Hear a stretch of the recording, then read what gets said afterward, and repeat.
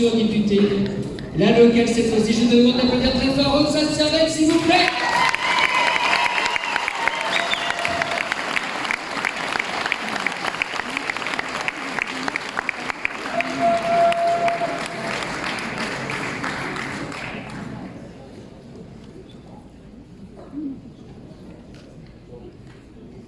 Est-ce que le micro marche? Oui.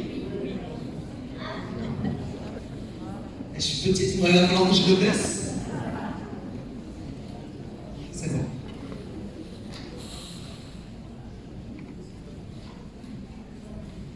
Dignité. La dignité et la colère du peuple qui monte contre la Bastille le 14 juillet 1789. La dignité et l'honneur des Parisiens qui, avec Louis Michel, refusent que soient enlevés les canons qui défendent la ville et ainsi déclenchent la commune. La dignité et le courage de Fabienne Lanty, Maxime Bourdon, René Despuy et toutes celles et tous ceux suppliciés par les nazis dont les noms honorent les rues de Saint-Pierre-des-Corps.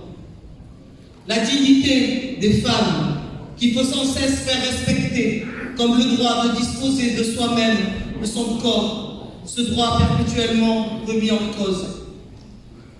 La fierté des lesbiennes, gays, bisexuelles, transsexuelles, marchant, dansant, faisant la fête pour conjurer l'horreur des agressions, des insultes et des discriminations. La persévérance des sœurs, mères, épouses, frères, qui luttent sans relâche pour que Ziyad et Bouna ne soient pas que des corps sans vie électrocutés, pour que Lamine Diagne, Adama Traoré, Cédric Chouia ne soient pas que des morts par étouffement, pour qu'Angelo Garand ne soit pas qu'une cible, mais pour que justice soit rendue, car sans justice, il n'y aura jamais de paix.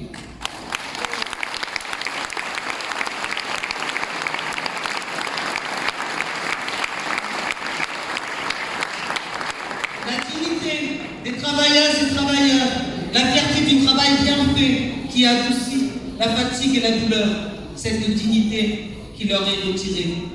Retirée par un monde déshumanisé, ubérisé, empli de robots sans empathie, chargés d'encadrer et de manager un monde qui a des noms et des visages. Emmanuel Macron, Édouard Philippe, Jean Castex, Elisabeth Borne et tout l'Ospire. Dans ce monde-là, la précarité, la transformation numérique, la diminution des effectifs, le management autoritaire sont autant de facteurs de dégradation de la santé des travailleuses et des travailleurs.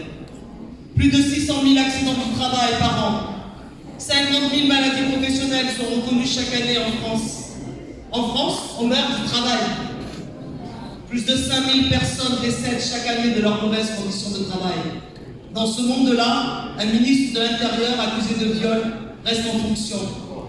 Et un prédateur sexuel pour tous est le ministre des solidarités. Dans ce monde-là, deux hommes qui se tiennent la main dans la rue ou deux femmes qui s'embrassent se font passer à tabac. Dans ce monde-là, et pas plus loin qu'à Saint-Pierre-des-Corps, durant le confinement, un agent de la brigade canine lâche son chien sur des familles au square et la batte matraque un adolescent en scooter qui se doit ensuite se faire poser des points de suture sur le crâne. Et pour quelle raison, à votre avis? À part une couleur de peau et une religion supposée?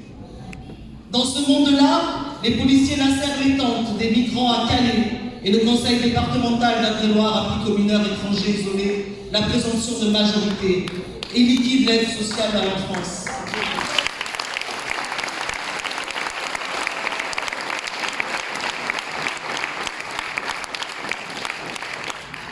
Mais ce monde-là, rassurez-vous, est bientôt mort. Il sera tué par la dignité.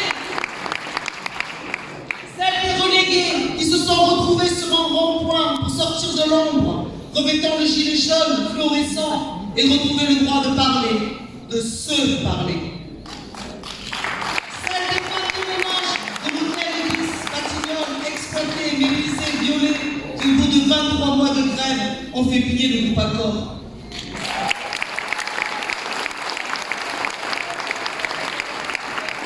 Celles des essentiels, les aides à domicile, les caissiers, caissières, les boueurs, manutentionnaires, livreurs qui ont maintenu le pays en état, tandis que les parasites ne faisaient rien à part encaisser les dividendes.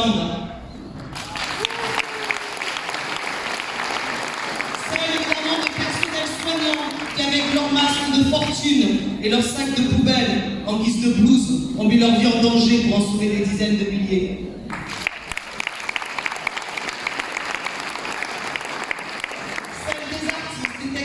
Qui ont occupé les théâtres pour clamer haut et fort que la culture est essentielle, contrairement à ce qu'a décidé Macron et son gouvernement.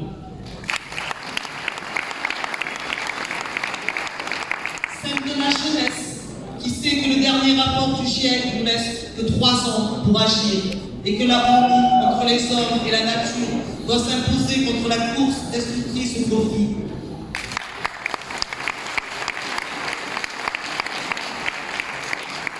Des militants associatifs, des artistes, musiciens, graffeurs des quartiers populaires qui donnent une vraie richesse à ces lieux abandonnés par les pouvoirs publics. Et tous ces combats, ces actes au quotidien, ils nourrissent la nouvelle Union populaire écologique et sociale.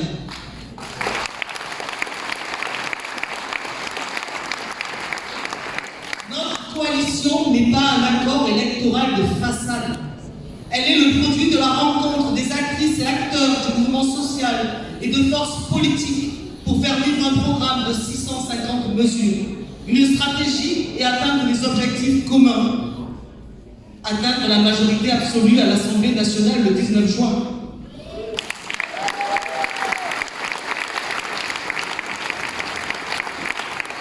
Obliger ainsi Macron à nommer Jean-Luc Mélenchon comme Premier ministre.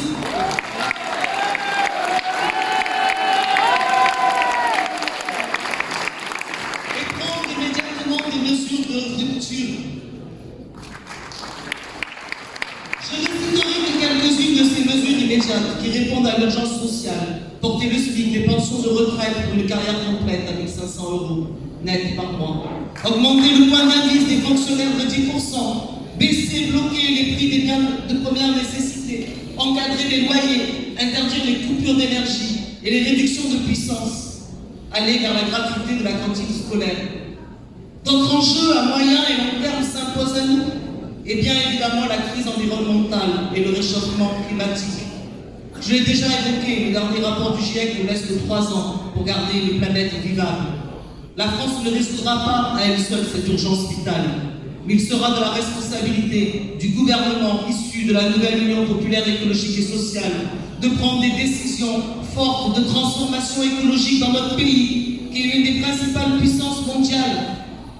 Nous appliquerons la règle verte qui impose à ne pas prendre plus à la nature que ce qu'elle peut reconstituer. Nous engagerons une planification écologique démocratique en partant du local, en s'appuyant sur la participation des citoyens, des syndicats, des associations, des collectivités et des branches professionnelles.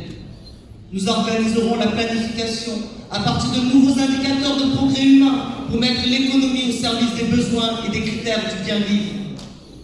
Redonner à l'État un rôle de stratège en matière économique et environnementale, ça ne veut pas dire installer un pouvoir encore plus vertical que celui de Macron, bien au contraire. Avec Aude, Sylvie et Christelle, j'ai moi aussi enfilé en novembre 2018 le gilet jaune.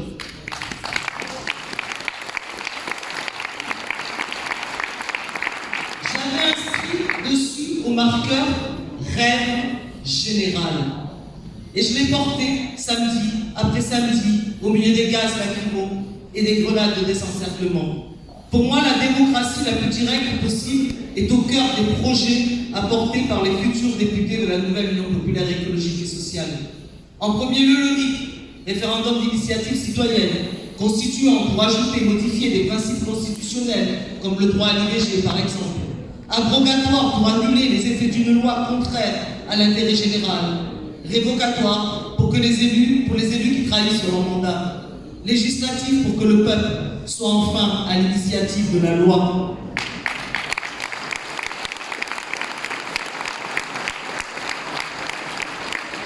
Mais aussi en abolissant les procédures qui brident les droits du Parlement, comme les votes boucliers ou l'article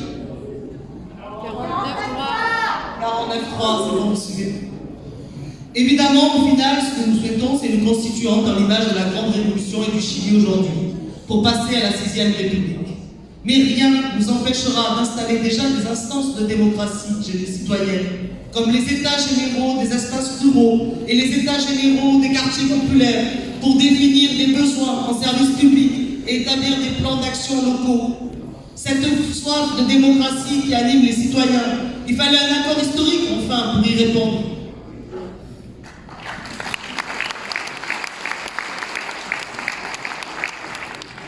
La nouvelle Union populaire écologique et sociale, c'est l'union de forces qui restaient chacune dans leur couloir depuis des années et qui à nouveau se retrouvent sur les marchés, à la tribune des réunions publiques et ce soir devant vous. La nouvelle Union populaire écologique et sociale crée ou recrée un immense élan, comme me le disait une habitante de Besse-le-Château. Vous représentez un espoir fort qui rend la vie en campagne abandonnée moins désespérante.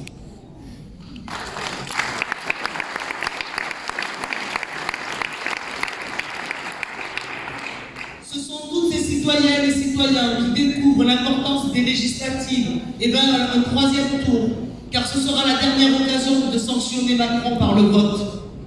Oui, nous allons gagner les 12 et 19 juin, tout nous l'indique, partout en France, notre campagne provoque l'enthousiasme. Mais en fait, nous avons déjà gagné. La gauche, celle des grandes conquêtes sociales, est de retour et nous effacerons ensemble les sinistres années Hollande-Valls-Cazeneuve. Un autre monde est possible et il est déjà là, dans celui que nous connaissons, dans le regard et le sourire de celles et ceux qui nous accompagnent, rejoignent et soutiennent.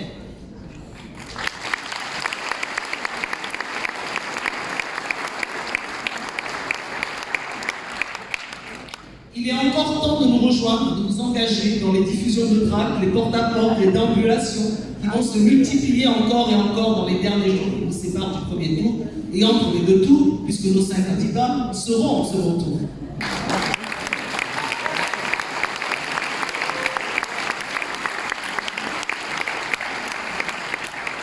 Ces regards et ces sourires dont je parlais sont remplis de la chose la plus importante au monde, la dignité. Merci.